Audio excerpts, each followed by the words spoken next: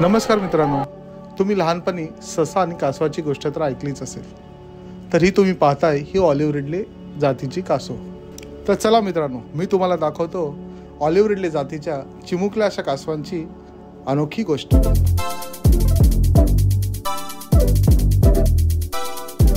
वाजले संध्याकाळचे किती वाजले? 5 वाजले.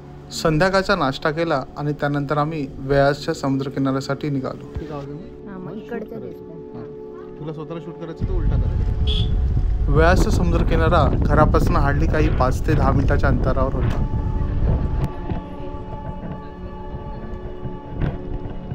आता वाजले संध्याकाळचे 5.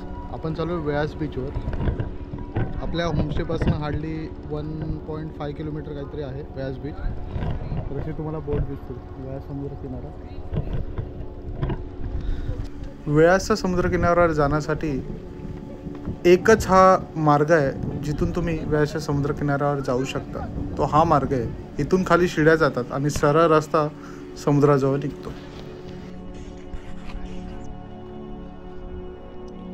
आपल्या होमस्टेपासून हार्डली 10-15 मिनटावरच हा बीच आहे. आणि ॲक्च्युली तिकडे जाण्यासाठी फक्त एकच रोड आहे, ज्या रोडने आपण चाललो. फायनली आपण आता व्यासच्या समुद्रकिनाऱ्यावर पोचलो आहोत. लोकांची खूप गर्दी आहे. मोस्टली हे जे कासव संवर्धन जे आपण पाहू शकतो, तो कासव महोत्सव मोस्टली विकेंड असतो, त्यामुळे गर्दी खूपच असते. समुद्रकिनाऱ्यावर अंड्यांच्या संरक्षणासाठी बाजूला बॅरिकेड लावलं होतं. घरटे नंबर टाकलेत बघा. घरटे 13, अंड्यांची संख्या 98. 7/2ला ठेवलेले आहेत, 7 फेब्रुवारीला. तसेच अनेक सूचना फलक लावले होते, ज्याने ह्या कासवांना कोणती दुखापत आपल्यामुळे होणार नाही. हे सूचना फलक पाहून असं वाटलं की या कासवांचं संवर्धन किती गरजेचं आहे. हे होते मोहन सर, जे आम्हाला इथे असणाऱ्या या कासवांची माहिती देत होते.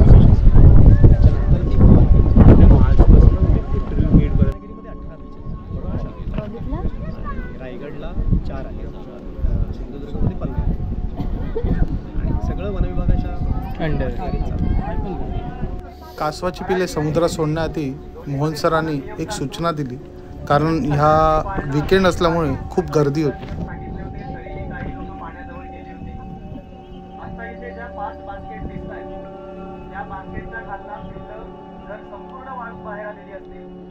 आता तरी आपण तिथे बॅरिकेड्स लावलेले नाही, कारण आपल्या आधी भरपूर लोक तिथे खाली जाऊन बसलेली आहेत. पिल्लं जर इथे असतील तर आम्ही खाली बॅरिकेड्स लावू.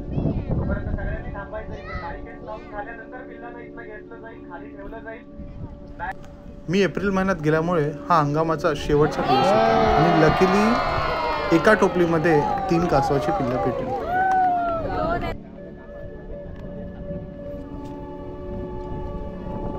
मार्च ते एप्रिलच्या दरम्यान तुम्हाला हा कासव महोत्सव पाहायला मिळतो. कोकणाच्या अनेक किनाऱ्यांवर ही कासवे अंड्यातून बाहेर पडतात, समुद्राच्या दिशेने चालायला लागतात. ही अशी छोटी छोटी कासवाची पिल्ले समुद्राच्या दिशेने सरपटताना बघणे म्हणजे एक मनमोहित करणारे दृश्य. हा दुर्मिळ अनुभव घेण्यासाठी अनेक पर्यटक, अभ्यासक तसेच छायाचित्रकार देखील व्यासच्या समुद्रकिनाऱ्यावर हजेरी लावतात.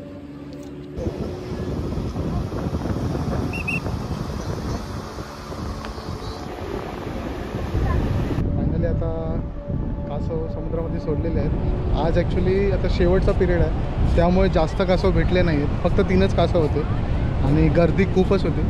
आता गरमी असल्यामुळे ते कासव वर येत नाही. ते दादा होते, त्यांनी चांगल्या प्रकारे माहिती सांगितली. सोबतच इथे 7:30 वाजता कासव महोत्सव हा का केला जातो इथे, त्याबद्दल एक डॉक्युमेंटरी देखील आहे. आम्ही गेलो होतो त्याच्या दुसऱ्या दिवशी गावात जत्रा होती, त्यामुळे गावात जास्त गर्दी होती. कासव समुद्रात सोडल्यानंतर इथे एक डॉक्युमेंटरी फिल्म दाखवली जाते. इथे असणारे मोहन उपाध्याय, जे इथले ग्रामस्थ आहेत, त्यांनी हा सगळ्या उपक्रमाची माहिती देण्यासाठी एक डॉक्युमेंटरी फिल्म क्रिएट केलेली आहे. ते पाहण्यासाठी आता आपण तिकडे जाणार आहोत. तर चला आपण पाहूया डॉक्युमेंटरी फिल्म. तशी ती क्लिप 27 मिनिटाची आहे, कारण बाकीच्या प्राणी पक्ष्यांवरती काम केलेलं आहे संस्थेने, तर त्याच्याबद्दलची माहिती आहे. आता तुम्ही फक्त एक कासव हा विषय घेऊन इथे आलेला आहात. त्याच्यामध्ये आपला कासवाचा भाग एक 10-12 मिनिटाचा आहे, तो पहिल्यांदा आपण जाऊया. ही समुद्री कासवाची मादी अंडी घालण्यासाठी आली. वाळूत खड्डा करून अंडी घातल्यानंतर ही मादी एक इतिहास घडवणार आहे. कारण भारताच्या पश्चिम किनारपट्टीवर पहिल्यांदाच एखाद्या सागरी कासवाच्या मादीला सॅटेलाइट ट्रान्समीटर लावून तिच्या प्रवासाचा अभ्यास होणार आहे. त्यासाठी या मादीची निवड झाली. वो रत्नागिरी डिस्ट्रिक्ट का एक छोटा सा गांव है विलास. दोनों डॉक्यूमेंट्री आपने देखी. इस दोनों डॉक्यूमेंट्री में आपने ये भी सुना कि सन 2002 में चिपळूण की एक संस्था है सह्याद्री निसर्ग मित्र, जिसने इस काम की शुरुआत पूरे महाराष्ट्र में इस गांव में की. क्योंकि मादा कछुआ रेत के सरफेस पर होता है, वो अपने नीचे 1 से 1.5 फीट तक का गड्ढा बनाती है अपने पीछे के फ्लिपर्स के मदद से, और उसमें वो एक वक्त पे 80 से 150 तक अंडे देती है. एक बार उसके अंडे देकर पूरे हो जाता है, फिर वो उसी आसपास की रेत को लेकर उन अंडों को ढक देती है.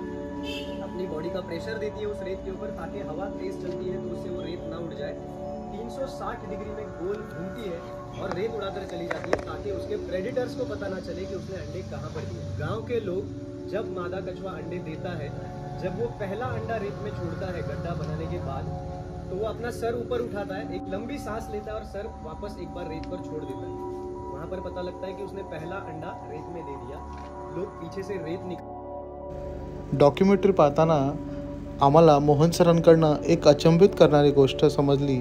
ती म्हणजे फार पूर्वीपासून वेळास इथल्या समुद्रकिनारी समुद्री कासवं साधारणतः दिवाळीच्या नंतर अंडी घालण्यासाठी येत. पण इथले स्थानिक लोक एकतर ही अंडी खाण्यासाठी चोरून नेत किंवा मग बैलांना खाऊ घालत, नाहीतर ही विकून पैसे कमवत. कासवाच्या मादीने अंडी घालायला सुरुवात केली की स्थानिक लोक गुपचूप ही अंडी चोरून नेत. त्यानंतर ह्या कासवांच्या संख्येवर परिणाम होत गेला. हे पाहून सह्याद्री निसर्ग मित्र या संस्थेने ह्या कासव संवर्धनाचे काम सुरू केले. त्यानंतर 2006 साली येथे पहिला कासव महोत्सव साजरा करण्यात आला. उसका नाम रख दिया प्रथमा, क्योंकि पूरे वेस्ट कोस्ट में इंडिया के ये पहली बार हुआ था. गुजरात, महाराष्ट्र, गोवा, कर्नाटका, केरला सारे स्टेट में रिजर्वेशन का काम चलता है, लेकिन पहला झंडा महाराष्ट्र ने गाड़ा था कि हमने ये पहला टैगिंग करने का जिम्मा उठाया, क्योंकि बहुत मुश्किल था करना. तभी हमने पहली मादा को छोड़ा और उसके बाद हम गए दोपहर 3-3:30 बजे हमने वहाँ की दूसरी मादा को छोड़ा, जिसका नाम हमने सावनी रखा, क्योंकि जिस रात वो हमारी कस्टडी में आई थी उस रात वहाँ के एक देवी का उत्सव था जिसका नाम सावनी करें था, इसीलिए उसका नाम हमने सावनी रखा. दोनों का ट्रैवलिंग शुरू हुआ, लेकिन उसके बाद 15 फरवरी से 20 फरवरी के टाइम ड्यूरेशन में हमने गुहागर में और 5 दिन में 3 मादाओं को टैग करना था. पीछे जब श्रीलंका को क्रॉस करके ओडिशा में ईस्ट कोस्ट में पहुंच गई, भारत का दूसरा रिकॉर्ड बन गया. ईस्ट कोस्ट में इतने मादाओं को टैग करने के बाद भी एक भी मादा उनकी वेस्ट कोस्ट पे नहीं आई थी. हमने सिर्फ 7 को टैग किया, उसमें से ये पहली जिसने 30 दिन बाद वापस नेस्ट किया, और दूसरी जो वेस्ट कोस्ट से निकलकर ईस्ट कोस्ट में गई. 5 महीने के दौरान इसने करीब 3,500 किलोमीटर का ट्रैवलिंग किया. इनका सवाल ऐसे है कि जो बच्चे हमने रिलीज किए, मैं आपको शुरुआत से बता रहा हूँ कि समुद्री कछुए हैं, पानी में जिंदगी गुजारते हैं, तो क्या हमने वो बच्चे आपको यहाँ पर दिखाने के लिए रखे थे? उन्हें रेत में चलाना जरूरी क्यों होता है? तो जब अंडे से बच्चा बाहर निकलता है, वो सरफेस पर आने की जब कोशिश करता है, बाकी अंडों को बाजू में करना, ऊपर की ड्राई सैंड नीचे आती है, उसके फोर्स को अपोज करना, इसमें उसके फ्लिपर्स आधे डेवलप होते हैं.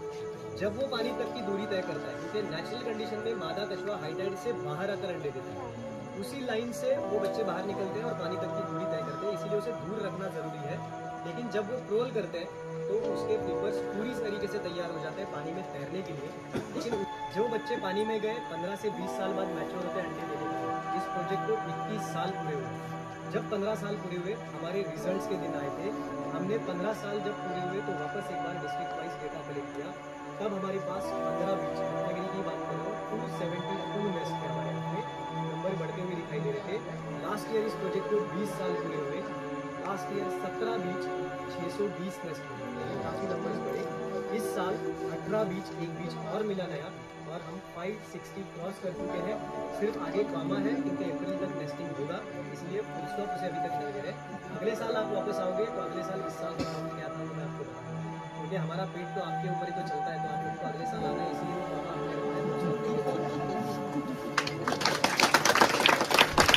मोहन सरांनी फार सुंदर पद्धतीने कासवाचे संवर्धन आणि त्याचे महत्त्व पटवून दिले. सोबतच आमच्या प्रेक्षकांच्या मनात येणाऱ्या प्रश्नांची देखील उत्तरं दिली. तर मित्र हो, तुम्हीही पुढच्या वर्षी नक्की या कासव महोत्सवासाठी या. मार्च आणि एप्रिलमध्ये हा कासव महोत्सव साजरा केला जातो. तर मित्र हो, असा काहीसा होता व्यासमध्ये साजरा केला जाणारा कासव महोत्सव. तर आपण भेटूया पुढच्या ब्लॉगमध्ये.